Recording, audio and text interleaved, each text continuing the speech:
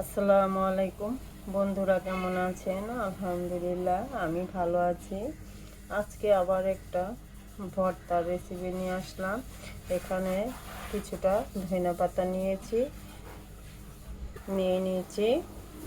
পেঁয়াজ কলি দিয়ে ভর্তা করব। আর সাথে দিব চাপা শুটকি। এখানে আপনারা চাপা শুটকি যে কোনো শুটকি ব্যবহার করতে পারেন। আমি চাপা শুটকি দিয়ে ভর্তাটা করব। এখন আমি চুলায় চলে যাচ্ছি। দেখুন, একটা প্যান বসিয়ে নিয়েছি। এখন আমি এখানে সরিষার তেল দিব। সরিষার একটু তেল দিয়ে দিলাম। তেলটা গরম হয়ে গেছে। এখন আমি পেঁয়াজ কলিটা দিয়ে দিব।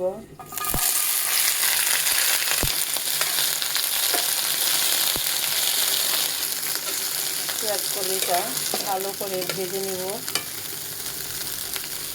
দিয়ে দেব দুটো কাঁচামরিচ।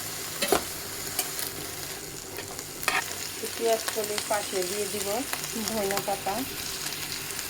কারণ ধনিয়া পাতাটা ভেজে নেব। এটা ঢাকতে হবে না, না ঢাকলে হয়ে যাবে। কারণ ধনিয়া পাতা আর পেঁয়াজ কলিতে যাতে কোনো পরিমাণে পানি না থাকে, একেবারে শুকনো শুকনো করে নিতে হবে। দেখুন, ভাজা ভাজা কিন্তু হয়ে গেছে। এখন আমি এখানে এর মাঝখানে একটু ফাঁকা করে এখানে দিয়ে দিব শুটকিটা।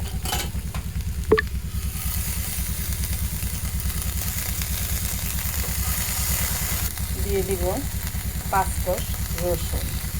এখানে কিন্তু আর পেঁয়াজ ব্যবহার করব না আমি। দিয়ে দিব দুটো শুকনো মরিচ, যেহেতু দুটো কাঁচামরিচ দিয়েছি, আর দুটো শুকনো মরিচ দিয়ে দেবো। তার সাথে দিয়ে দিব আর একটু পরিমাণে তেল।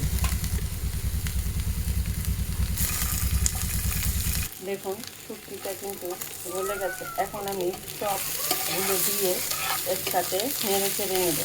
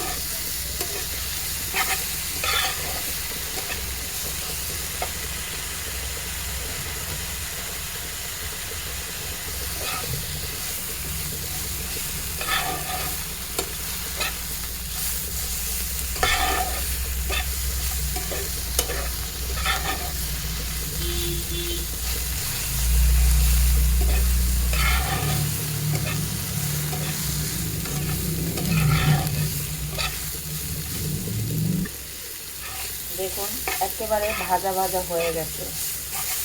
কোনো পরিমাণে কোনো কিছু পানি নাই। এখন আমি এটা নামিয়ে নেব এবং ঠান্ডা করে শিলপাটা বেটে নেব। আপনারা ইচ্ছে করলে ব্লেন্ডার করে নিতে পারেন।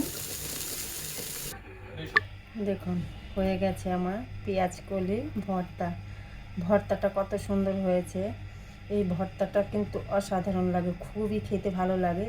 এখানে কিন্তু পেঁয়াজ ব্যবহার করিনি, শুধু পেঁয়াজ কলি, রসুন আর হচ্ছে শুটকি, ধনেপাতা। অনেক মজার। বন্ধুরা, এভাবে খেয়ে দেখবেন। বন্ধুরা, যদি ভিডিওটা ভালো লাগে একটা লাইক, শেয়ার, কমেন্ট করবেন, কমেন্ট করে জানাবেন।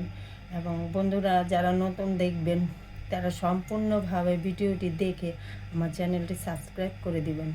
আল্লাহ হাফেজ।